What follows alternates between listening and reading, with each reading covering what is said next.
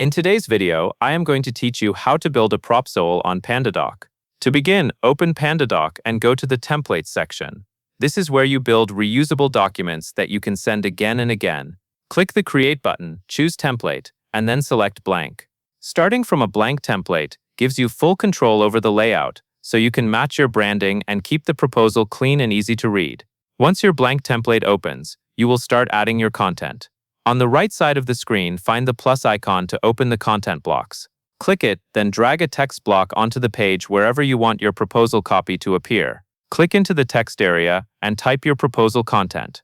As you write, keep the structure simple and scannable, with clear sections like an overview, scope, timeline, and next steps.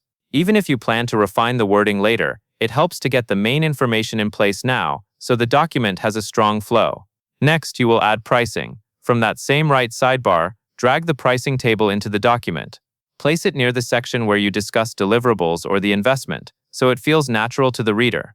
After the table is on the page, click the option to add an item. Then enter each cost line by line. Take your time here, because this table is often what clients focus on most. Make sure the item names are clear and the amounts are accurate before moving on. Now you will set the signing role. In the top right, click Add Roles. Type Client as the role name. Then click Add.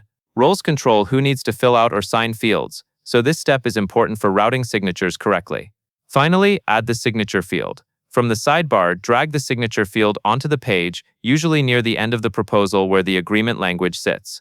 Click the signature field and set the recipient to client. This ensures the signature request goes to the right person when you send the proposal. That covers everything you need to know.